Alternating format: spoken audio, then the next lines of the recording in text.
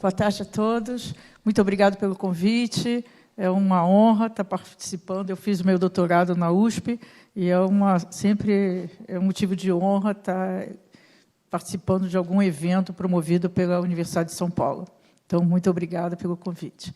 Bom, em 15 minutos, falar sobre inteligência artificial e os impactos éticos e sociais é o primeiro desafio, né? Então, eu vou começar... pegar algumas das questões que eu vejo que talvez seja importante de a gente começar a pensar, né, no início do nosso debate. Primeiro, a inteligência artificial é distinta, ela é uma tecnologia digital, mas ela é distinta das outras tecnologias digitais porque ela é o que é considerado como tecnologia de propósito geral. Então, só para dar uma ideia, as últimas tecnologias consideradas de propósito geral foi o carvão, que iniciou a Revolução Industrial, a eletricidade e a computação. Então, o que caracteriza, pela definição, uma tecnologia de propósito geral? Ela reconfigura, ela muda a lógica de funcionamento da economia e da sociedade. Então, ela é diferente das demais, né? Então, quando a gente fala que muda a lógica, é porque, se a gente pensar quais são os modelos, qual é o modelo de negócio macro, né, que está predominando hoje e que tende a predominar cada vez mais no século XXI.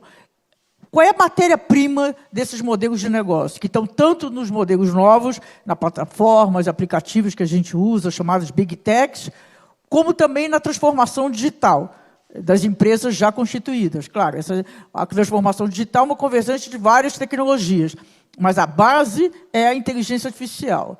Então, qual é a matéria-prima desses novos modelos de negócio, como eu disse, das empresas constituídas mais recentes, quanto as que estão em processo de transformação?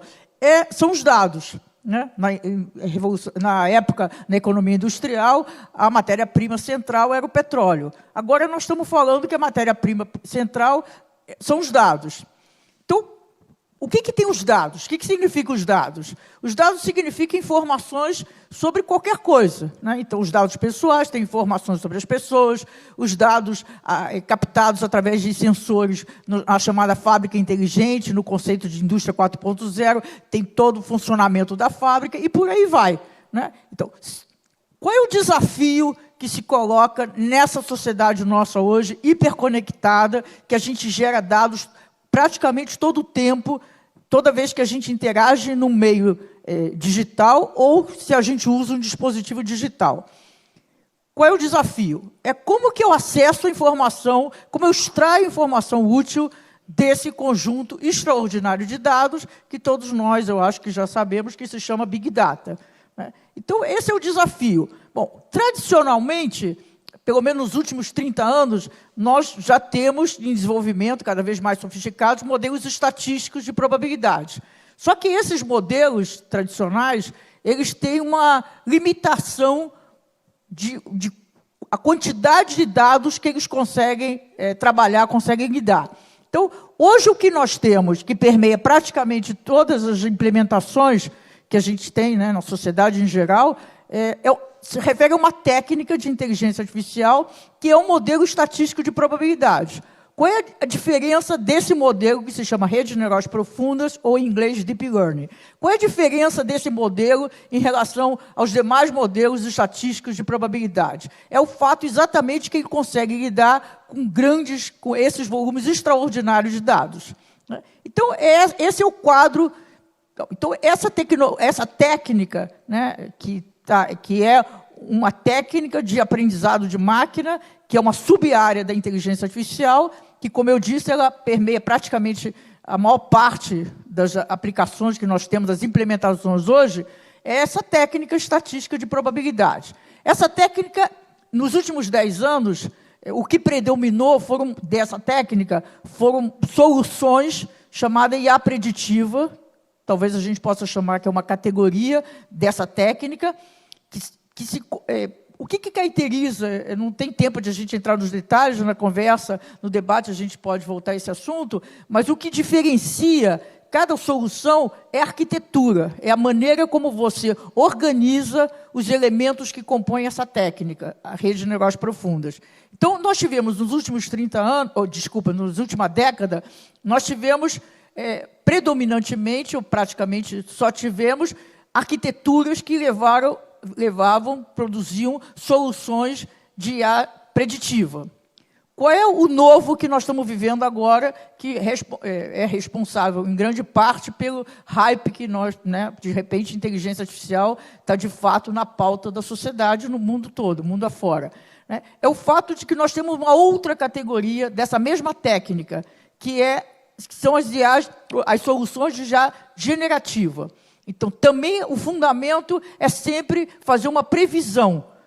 Mas, além de fazer previsão, essas novas soluções, elas geram textos, imagens, vídeos, códigos. Então, o raciocínio por trás, por exemplo, do ChatGPT é a mesma técnica, com uma arquitetura específica, chamada Transformer. E qual é o raciocínio? Ele faz a previsão, qual é a melhor palavra, qual é a probabilidade dessa palavra se encaixar melhor nessa sentença para responder de uma maneira mais assertiva a pergunta do usuário que está interagindo, por exemplo, com o ChatGPT. Então, nós temos... o ChatGPT representou, que foi, como eu acho que todos já sabem, foi disponibilizado para interação pública em 30 de novembro do ano passado, ele representa uma disrupção. Por quê? Basicamente, por duas razões. Primeiro, pela interface. É a primeira vez que nós temos uma interface com um sistema de inteligência artificial usando linguagem diálogo. Então, até então, mesmo já em 2014, foi proposta a primeira arquitetura, a primeira solução de IA generativa, que foi a GAN. Mas, para você interagir com a GAN, tem vários benefícios na saúde, na arte, mas também, através da GAN, se produziu digamos, o lado maléfico, que é a deepfake. Mas essa técnica, essa solução, essa arquitetura GAN, ela requer um certo conhecimento para você interagir. Com o ChatGPT, que eu imagino que... Quem aqui ainda não experimentou o ChatGPT? Todo mundo já experimentou. Então, é uma interface fácil, interface direta, e isso deixou de ser invisível à inteligência artificial, que já permeia a nossa comunicação e a nossa sociabilidade, ao menos na última década. É porque a inteligência artificial, que está por trás dos modelos de negócio, das plataformas, dos aplicativos que a gente usa no cotidiano. Então, essa interface, através da linguagem, que é a maneira como nós humanos nos comunicamos, não só, a gente se comunica também de outras formas, tem as expressões, tem o movimento corporal, mas fundamentalmente pela linguagem. E a outra distinção, que também é importante, que ela é multitarefa.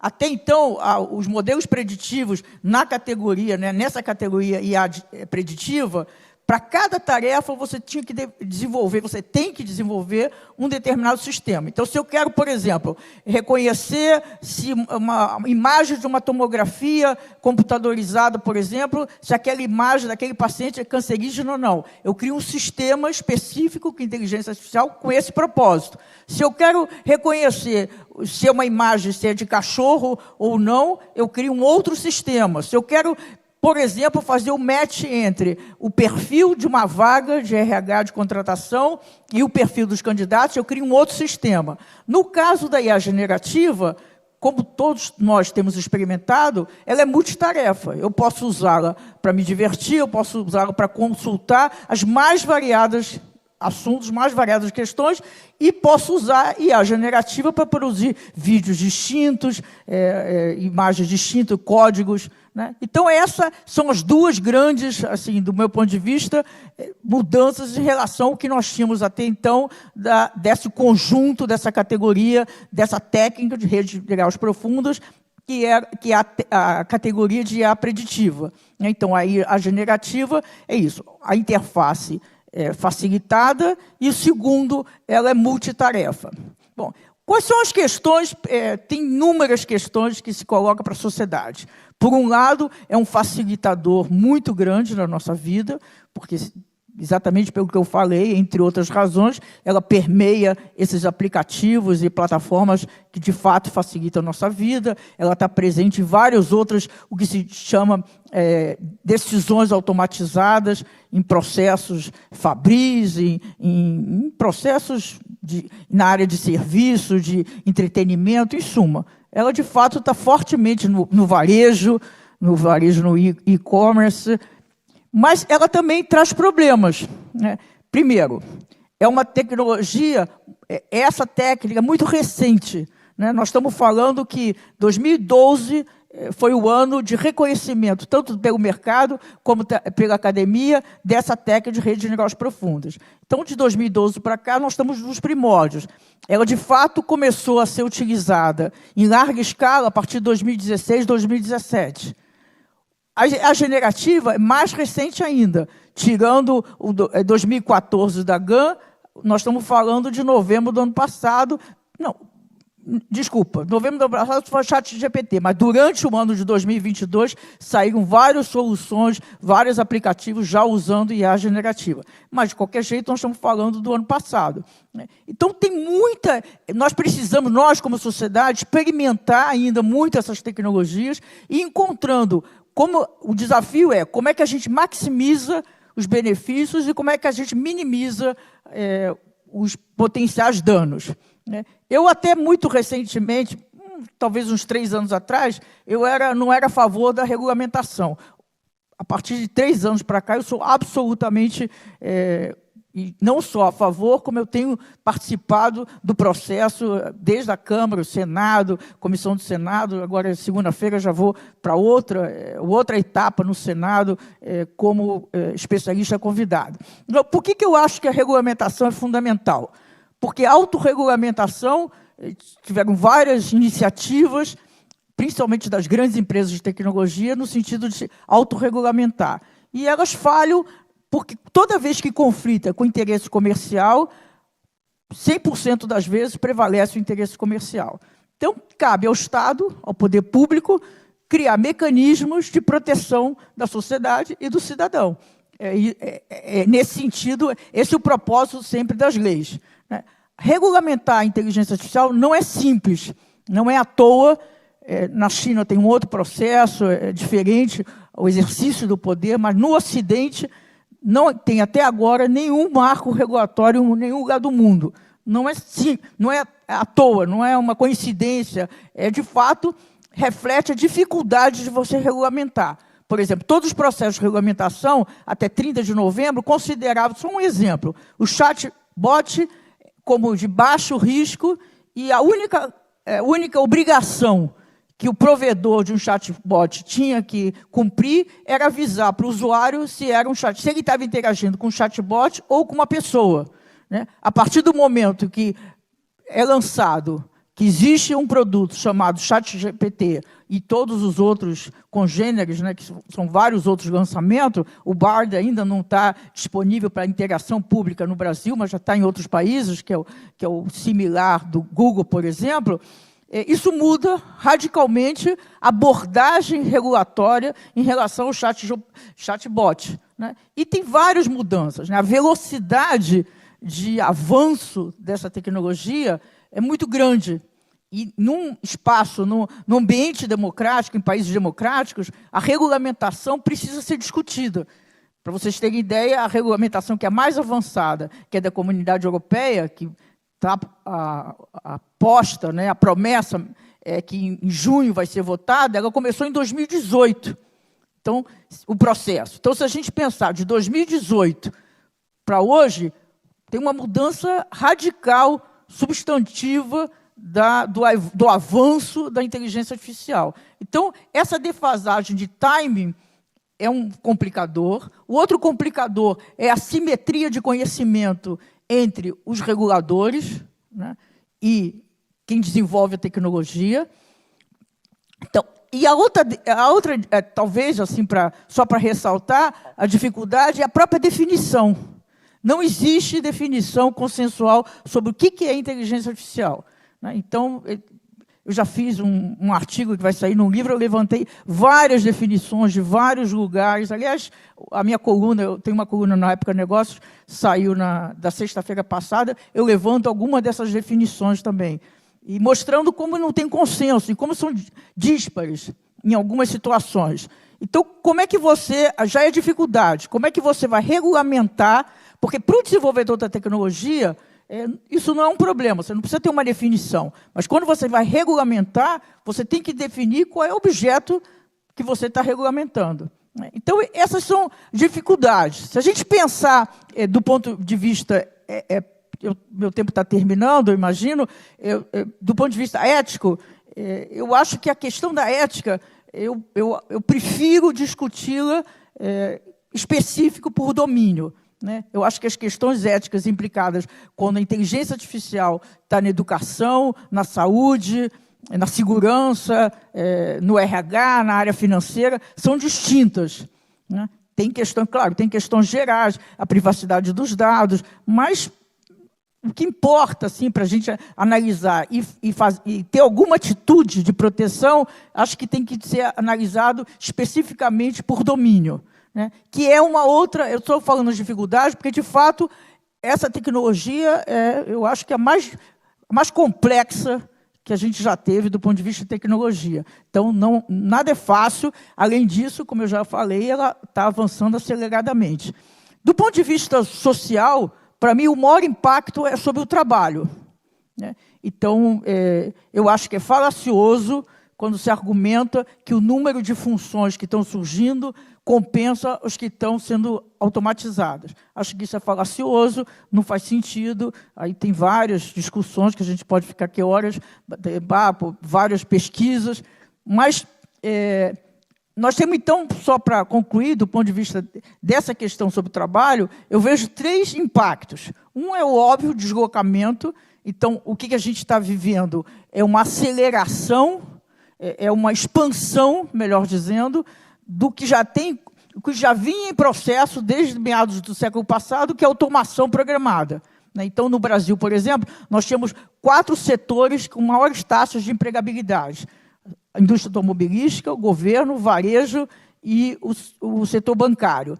Se a gente pegar os números, bom, não precisa nem ver os números, busca lá no Google, no YouTube, um vídeo hoje como é que se faz um carro. São máquinas fazendo carro, né? Se a gente pegar, por exemplo, o mercado bancário, no primeiro plano de estabilização da moeda, em 1986, tínhamos 900 mil bancários. Hoje nós temos 300 mil em média, e podia ter menos, né? Na verdade, porque tem um custo desmobilizar todo esse investimento em agências feito pelos grandes bancos. Então, essa questão é assim, por que está expandindo? Porque está entrando, está automatizando funções cognitivas, que a automação programada não atingia. Segundo impacto é sobre a renda. Na medida que sobram menos funções preservada para os humanos, dado as condições atuais da tecnologia, por oferta e demanda, né, tem mais gente buscando aquelas funções, a remuneração daquelas funções tende a cair. Então, também tem vários exemplos no mundo, o impacto negativo sobre a renda. E o terceiro impacto é que essas funções novas, ou a mudança de conteúdo, porque tem várias funções que continuam com o mesmo conteúdo, mas mudaram, com o mesmo nome, mas mudaram de conteúdo, requer uma qualificação e requalificação. Então, vou dar um exemplo. Motorista de caminhão de carga continua sendo motorista de caminhão de carga, né? Então, um motorista que dirige muito bem há 10, 15, 20 anos. O que está acontecendo agora? Os equipamentos, os caminhões estão vindo com tecnologia embarcada. E parte dessa tecnologia embarcada é a inteligência artificial. Em geral, isso eu acompanhei bem de perto, durante 1 ano e meio, esses motoristas não estão tendo condições de lidar com a tecnologia embarcada, com equipamento com tecnologia embarcada, porque não é uma questão de treinamento, é uma questão de formação, né? Então, se a gente pensar em praticamente todas as áreas, essa mudança de interface entre homem e máquina requer um tipo de formação que, em geral, aí a gente vai cair na questão da educação, que já era complexa, está ficando cada vez mais complexa. Né? Então, essas são as questões importantes de serem discutidas do ponto de vista de impacto. O último, para eu também comentar, que eu acho muito importante, que eu acho que hoje nós não estamos, a humanidade não está ameaçada, como alguns, às vezes, propagam pela inteligência artificial. Eu acho que hoje nós temos uma ameaça, a mudança climática, essa é uma ameaça real. Né? Essa tecnologia ela tem um impacto sobre o meio ambiente muito forte e negativo. É um paradoxo, na verdade. Ao mesmo tempo que a inteligência artificial ajudou, contribuiu, colabora fortemente para o entendimento da mudança climática melhor, porque permite lidar, exatamente pelo que eu falei, é uma técnica que permite lidar com grandes volumes de dados.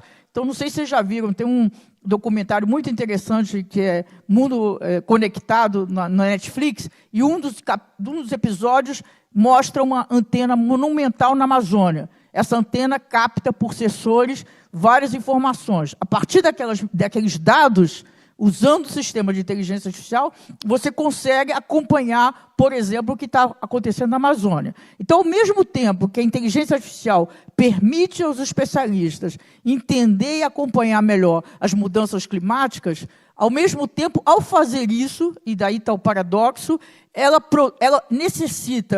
ela usa uma quantidade enorme de energia, consequentemente, emite muito CO2. Então, os grandes poluidores do mundo estão concentrados nos data centers. Então, tem toda uma discussão sobre isso. Pelo que eu saiba, já tentei achar, já falei com vários especialistas, não existe, pelo menos, assim, um trade-off, um estudo desse trade-off. Quanto que tem de ganho em relação ao meio ambiente, pelo entender melhor o meio ambiente, e quanto tem de impacto negativo. Então, são essas as questões. Quando nós estamos lidando com uma tecnologia de propósito geral, complexa e de evolução acelerada. Não é um desafio fácil, mas é o que nós temos que enfrentar. Muito obrigada.